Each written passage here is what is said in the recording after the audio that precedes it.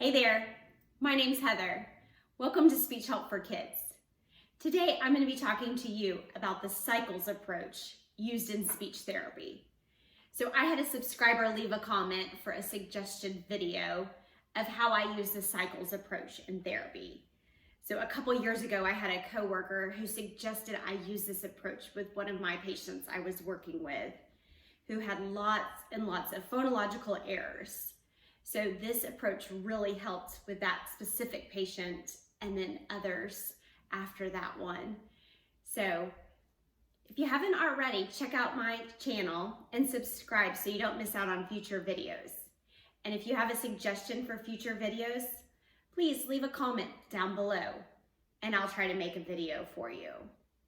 So stay tuned to learn about the cycles approach in speech therapy.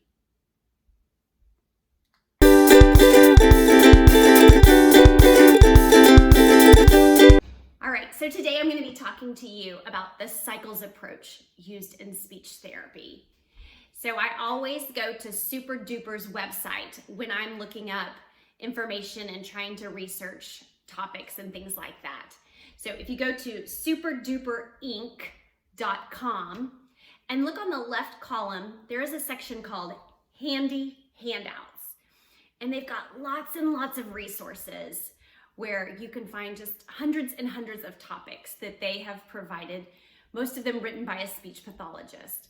So this cycles approach was written by Natalie Dahl, and it's actually number 540. So if you're on their website and you want to learn a little bit more about the cycles approach, this was on their website.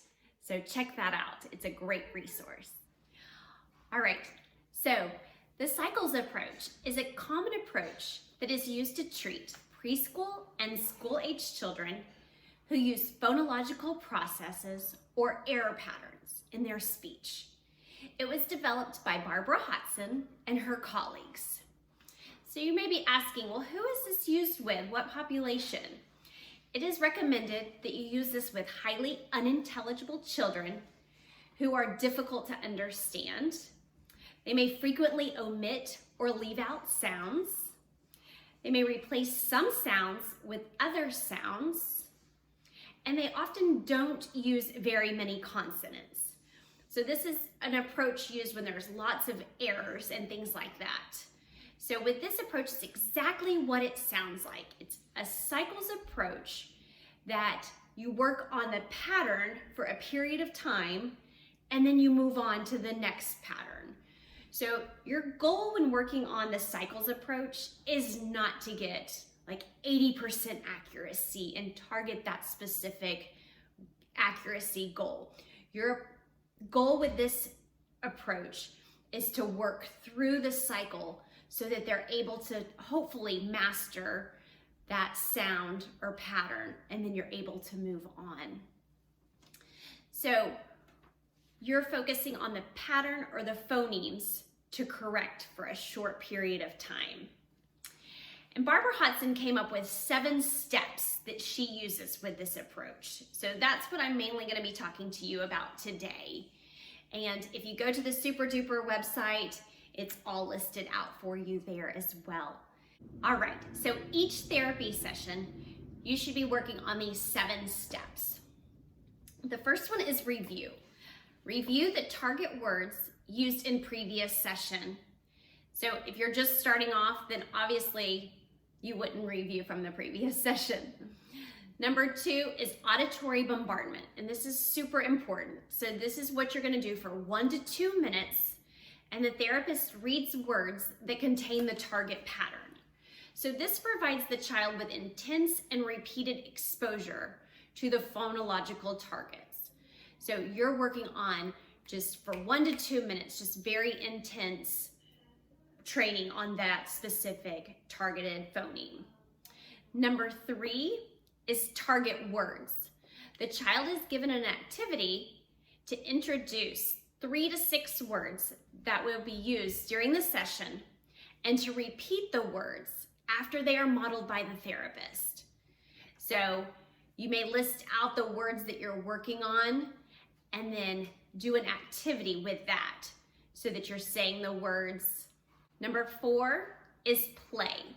So while playing games, the child takes turns practicing the target words, while the therapist provides correct models and tactile cues. So for instance, if I'm working on the K sound, I may give tactile and visual cues for my patient, that my finger touches my throat because my tongue goes back. So maybe have them touch their throat to remind them to get their tongue back to work on that sound. So tactile and visual cues are very important. The next one, number 5, is probe. The therapist asks the child to say a list of words that contain the target pattern for the next session. This will determine the target sounds for which the child is able to start with at the next session. And you want to be able to target the sound that's the easiest for the child to produce. So if the child is able to produce it, then you want to start there so that they have confidence and they can build to the next level. Number 6 is auditory bombardment. So you're going to go back and repeat number 2. So what you're doing is for 1 to 2 minutes intense, working on those words and those sounds again. Number 7 is homework. So this is really important that the parents are involved as well. So you may give the parents a list of the words that you practiced and ask them to do it 1 to 2 times at home if possible, so that the child is using it more at home and in therapy sessions, because a lot of times most kids are only getting therapy 1 to 2 times a week. So this will help if there's additional practice at home as well. So those are the 7 steps that Barbara has laid out in her cycles approach pattern.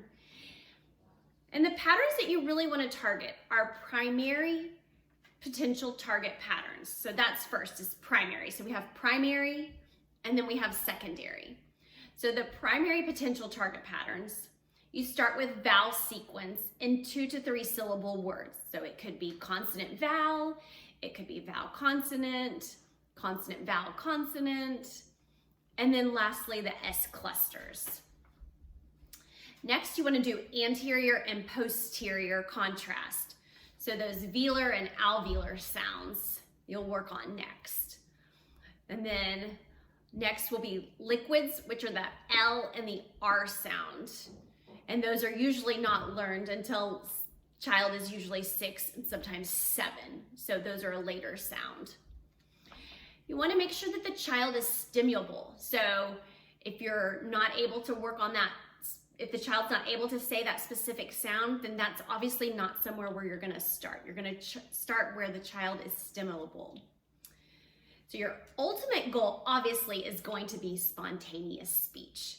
You know, you're starting with words and you're building to phrases, and then our ultimate goal will be to be able to say these words and sounds in spontaneous speech. All right, so when you move to the secondary patterns, there are 3 things that Barbara says need to be established. 1, all early developing patterns are established. Number 2, S clusters are emerging in conversation. And number 3, anterior and posterior consonants are being used correctly. So make sure before moving on to the secondary pattern that all 3 of those are met before being able to move on. So I also wanted to show you a game that I like to play in my therapy sessions, and this is great working on our tic. The kids love it, and it is from Super Duper. So I have a special code on Super Duper that you can get 10% off. So if you use Speech Help on their promo section when you're checking out, if you use the code Speech Help, you can receive 10% off your order. So I love Chipper Chat. So it seems like pizza is the kids' favorite, but they have tons of different board games, which makes this just a great activity because there's so many different ones. The dinosaur is pretty popular with boys, and clown with balloons. So there's just lots of little board games. But what you can do is you take the tokens and they put the tokens on. So when you're working on those words and those sounds, This can tell you the number of trials that they've done. So once they complete the board with their tokens, they then get to take it off with their, I call it the magic wand. So this is super fun for kids to be able to also work on those sounds and play a game at the same time. So I love Chipper Chat, and I use this quite frequently with my patients. It's also great if you're working in groups because each child has the board and you can go from one to the next. So I highly recommend Chipper Chat. So if you haven't checked that out on Super Duper, check out Chipper Chat and use my code SpeechHelp to receive your 10% off. So thanks for watching my video today. And if you have any comments or suggestions for future video, leave it down below and I'll try to make a video for you. Thanks for watching.